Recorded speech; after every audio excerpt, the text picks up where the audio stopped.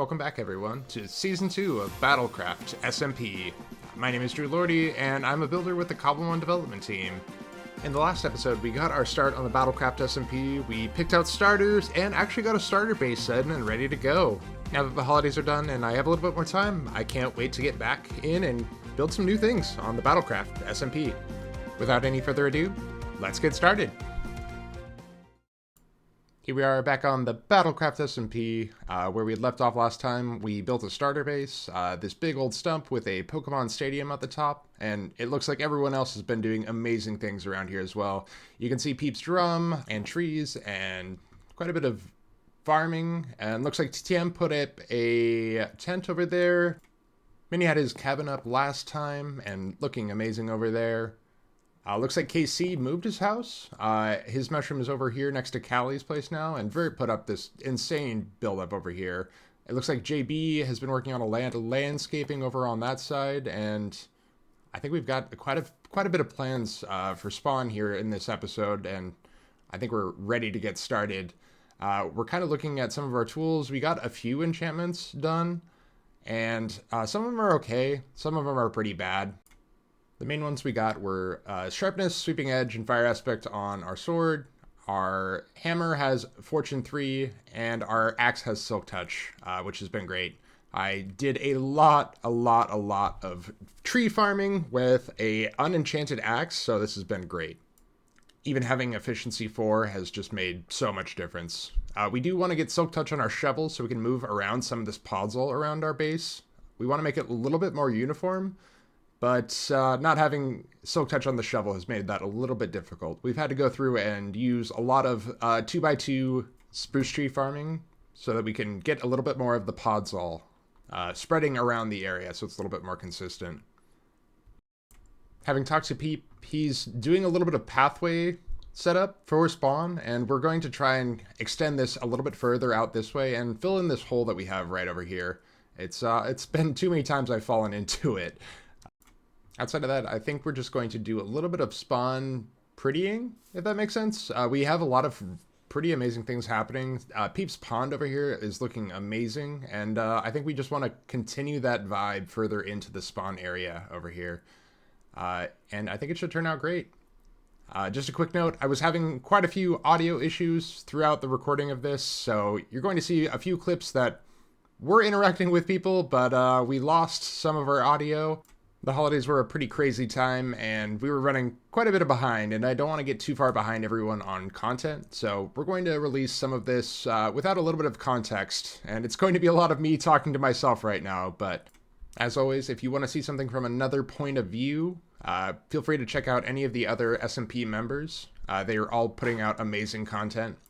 Here was a clip of us visiting Jayblader's amphitheater that he quote-unquote unearthed, and it's just insane how much time and effort he put into that. We traveled around the server to find fossil and ruin structures with Peep, Liv, Minnie, JB, and KC, and during that time we were bidding with Gimmighoul coins to gain ownership of those specific structures in a game show competition called Fossil Hunters, but since I was broke, I served as auctioneer, which was really fun. I had a great time doing it. It was also just a great way to get away from spawn a little bit and find some new Pokemon and some new things. On our way back from the event, we did manage to find a few fossil structures and managed to unearth a few fossils themselves. And here we are with our total haul of fossils in the interior of our brand new starter base. We spent a little bit of time just working on a bit of interior. It's a little bit unfinished at this point. The key things we do have here are a drawer system and storage system with a crafting terminal, so we can see all the items that we've collected, and it makes for just kind of prepping for builds just that much easier. If you've never played modded Minecraft before, this is probably one of the best inventions there possibly is. You can search for specifically something like, oh, I want to see all my planks, and you can see every different variation that has planks in the block name. It just makes everything so much easier. On top of that, it allows you the ability to essentially use that as a crafting bench. So it allows you to essentially interact with all of your items all at a single time, which has been great. But back to some more Cobblemon content. The fossils that we ended up pulling up in our route back, we got an old amber, a plume fossil, and 2 of the Galarian fossils. The Galarian fossils are going to actually come back as an Arctazol. The old Amber is going to revive into a Aerodactyl, and the Plume Fossil is going to revive into an Archon, which will be great. In order to actually revive these, though, we're going to have to get a Resurrection Machine, which is going to allow us to use organic matter to revive our fossils. And we've been working on an actual build in combination with Peeporp to actually make a lab for the server, which will be great. And now that we've kind of left early game a little bit, we were able to make some EV items, specifically the power items. Each one will give a boost to an EV stat that you want. So, for example, our Heracross, we have been EV training and we finally finished attack and speed.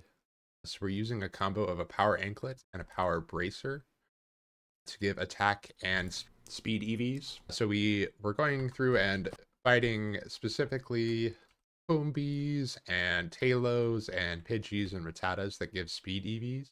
So we've got our fully first trained EV Pokemon, which is great. The stats are pretty good too as well. Early game, you kind of just pick what you can get, but almost full attack, almost full defense. Speed's decent. HP's not great, but it's looking pretty good. I think this will be a good first Pokemon for our gym.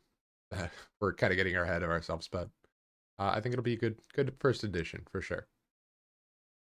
And it has Guts, which if it has a status condition, it boosts the Pokemon attack stat. And I believe we have Flame Orbs. Yes, we do. So, ooh, 2 Fire Stones. That's very expensive. Ender Pearls are actually very hard to come by, and Blaze Powder at the moment. So this might be a little bit later game item we have to pick up, but I think it should help a lot for battling purposes. On that same note, we actually have finished EV training our Scyther as well. One thing we do need to take a look at is the nature of this. We do want a positive attack nature, I believe. The attack is a little bit lacking, and the speed is a little bit up there. Looking at our Heracross, the nature is actually perfect. We do want more speed, and the attack is already great. So that one's actually okay at the moment. One thing we are using to augment the attack is the Choice Band, which will only let Heracross use a single move, but it'll increase its attack. Here on the Whirlipede, the IVs are just not great. The attack at being 0 and the speed being 3 is just unfortunate to the maximum extent. We can try and EV train this to kind of up some of those, but it's just rather unfortunate. Those are the 2 stats we really wanted for this, so this might not end up making the cut. Moving on to the Vespiquen, its stats are actually pretty great, very bulky. The one thing we do want to change is our nature. Attack is kind of the stat we don't need, and we do want a little bit of a defensive boost, so we're probably going to look into getting a bold mint for that. The special attack being 31 for Air Slash and Power Gem at the moment is great. So we can actually use the mints we've collected and make a mint to change the nature, which has been a great addition. The other ones we probably want are an Adamant mint for Scyther and Whirlipede. So we'll just go ahead and grab 2 of those. So first thing, Vespiquen, we'll take our Bold Mint and give it to that. And we can see the stats have changed a little bit. The attack down and defense up nature helps it just be a little bit bulkier, which will be perfect for its role. We can see here, Scyther's attack currently is 133. So when we actually give it the Adamant Mint, it's going to change to 146, which is actually a pretty significant boost, so that's pretty great. Whirlipede as well. This might be a little bit smaller because it's a little bit less levels, but yeah, it goes from 37 to 40. So that's at least a little bit of a bump. So yeah, right now it looks like we at least have a team of 4, so we can maybe work on some double battle strats and kind of move from there. But I think it's time to work on some tree building, which tree building is probably one of my favorite things to do in Minecraft. And Vert came to me with an idea for something to do for the new year, and we wanted to try to add a little bit of light to this central area around spawn. And me being the one-track mind that I am, was like, I'm going to make several trees for this. So you can kind of see some of my process here. I like to start with several long branches and then add some smaller branches using fences and then surround these with the actual leaf blocks themselves. We kind of do a little bit of touch up by hand and add hanging bits, and then we go ahead and add some of the gradient here. This style of custom tree, very similar to oak trees, has been one of my favorites for a little bit now. It allows you to really use the space and kind of work on some of your organic shapes and try to make something that feels really natural, which in Minecraft is sometimes really hard to do with just how blocky everything is. But with this time lapse, here's how Spawn kind of turned out. We had a lot of help from JB. He did a great job on some of these pathways and some of these taller trees as well. It turned out great, and you can kind of see at night, just everything looks really peaceful. And with Spawn being touched up a little bit, we were finally able to get to our New Year's celebration, which involved a lot of fireworks. Minnie made a huge redstone factory that produced so many fireworks, and it just turned out amazing. This is probably one of the longest fireworks shows I've ever seen in Minecraft. It probably went on for several minutes, and just adding to the fact that we were still really early game on this server just made it all the more impressive. Along with all the fireworks, we did get a display of power from Team Obsidian, showing us just how resourceful they are. But all in all, I just can't thank it enough, everyone, for watching. This server has been absolutely amazing. I'm so astounded by all the talent and just the show of support from everyone. That's going to do it for me this episode, and thank you again for watching. I hope you have an amazing new year, and we'll catch you next time. Thanks. Bye.